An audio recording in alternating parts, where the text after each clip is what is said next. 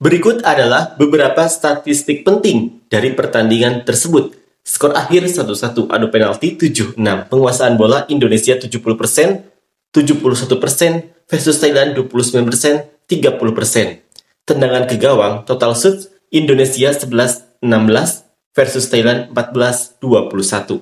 Tendangan tepat sasaran, shot on target Indonesia 3, Thailand 5. Akurasi operan Indonesia 88%, Thailand 73%. Pelanggaran Indonesia 3, Thailand 11, kartu kuning Indonesia 2, Thailand 5. Tendangan sudut Indonesia 7, Thailand 9, offside Indonesia 1, Thailand 0.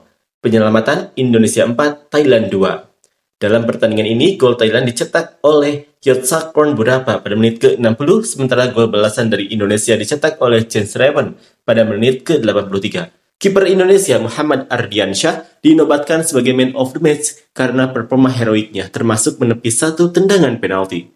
Seperti inilah komentar fans Thailand.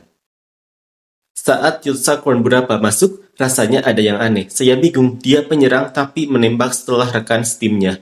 Saya sudah punya firasat buruk. Dia terlalu terburu-buru, tidak berkonsentrasi dulu, langsung menembak. Penempatan kakinya juga tidak bagus, sangat disayangkan, sedangkan untuk gol yang dicetak oleh Indonesia itu bukan pelanggaran ya. Tapi mereka melakukan apa saja untuk menang. Biarlah mereka menang sebagai tuan rumah, apalagi tidak ada VAR. Yotsakorn biasanya menjadi penendang pertama. Dia tahu betul bahwa kondisi kakinya tidak 100%, jadi dia memilih untuk tidak menembak. Dia tidak masuk dalam 5 penendang pertama. Saat adu penalti 5 orang masih imbang, adu penalti terus berlanjut sampai penendangnya habis. Jadi dia terpaksa menendang. Menendang penalti itu biasanya 50-50, bahkan pemain kelas dunia pun bisa gagal. Mereka curang dalam adu penalti kita, tapi kita juga tidak bermain bagus. Kalau kita bermain bagus, seharusnya kita bisa menang dalam waktu normal. Di babak pertama, kita hanya menguasai bola 22%, tapi saya dengar banyak pemain yang mengalami diare. Mereka memberi kita makanan apa ya? Mereka bermain lebih baik dari yang saya kira. Jika tidak bertahan terlalu dalam, mungkin bisa saja menang. Sayang sekali, pemain yang bermain bagus selama pertandingan seringkali gagal dalam menendang penalti. Sudah cukup lama mengikuti tim ini, bukan soal menang atau kalah, saya selalu memberikan dukungan, namun melihat sense sepak bolanya, mereka tidak akan lolos di Asia, levelnya masih jauh.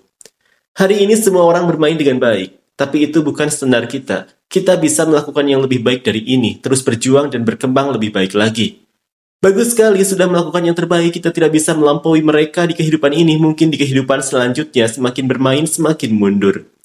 Jujur saja, bagi saya yang menonton setiap pertandingan mereka tidak punya performa yang bagus, operan mudah sering meleset, peluang baru muncul di akhir pertandingan saat Indonesia sudah kehabisan tenaga.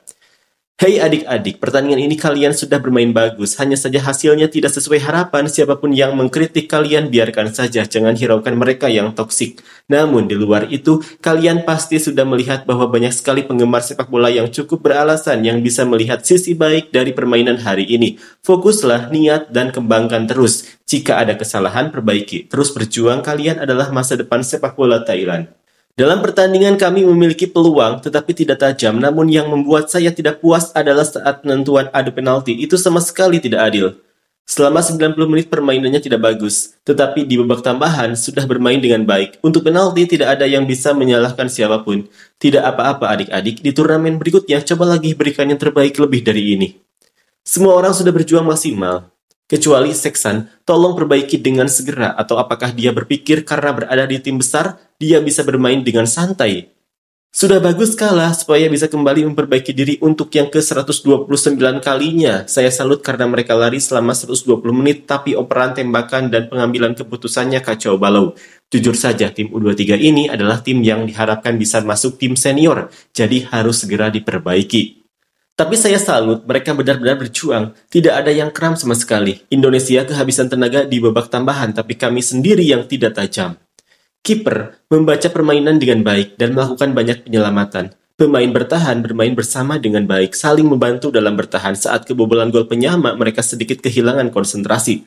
Pemain tengah sering melakukan umpan terobosan saat serangan balik. Di babak kedua, mereka lebih banyak menguasai bola dan memiliki 3-4 peluang untuk memberikan umpan bagus. Pemain depan mengejar bola dengan baik dan bisa menguasai bola, tetapi pengambilan keputusan di momen-momen akhir masih kurang baik dan koordinasi antar mereka juga kurang. Secara keseluruhan mereka bermain lebih baik dari saat melawan Myanmar, meskipun secara posisi mereka berada di bawah Indonesia. Di babak kedua mereka mampu melawan dan memiliki 2-3 peluang untuk mencetak gol dan unggul, tapi sayangnya tidak berhasil. Gaya bermain yang itu-itu saja, setelah unggul mereka langsung bertahan. Sepak bola Thailand selalu seperti ini di era manapun. Di babak tambahan ada beberapa peluang 1 lawan 1, tapi tendangannya lemah dan tidak bertenaga, wajar saja jika akhirnya kalah. Mengandalkan pemain usia 20 untuk memimpin serangan dan bermain penuh di setiap pertandingan ini mencerminkan bahwa Thailand sangat kekurangan penyerang. Sudah bermain bagus dan bertenaga, Indonesia sudah kelelahan, tapi kami masih belum bagus dalam memanfaatkan peluang. Sayang sekali, tetap semangat.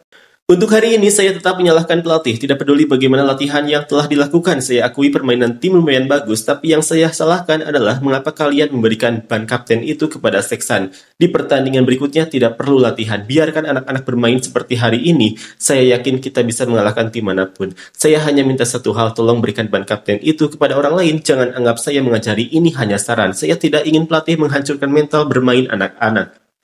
Tidak buruk, tidak buruk. Awalnya saya pikir akan kebobolan 3-4 gol. Tapi bagaimanapun juga, harus segera diperbaiki. Tim cadangan senior kita ini tidak bisa bersaing dengan tim sebelumnya. Seumur hidup baru kali ini saya melihat Thailand bertahan melawan tim dari ASEAN dan Indonesia.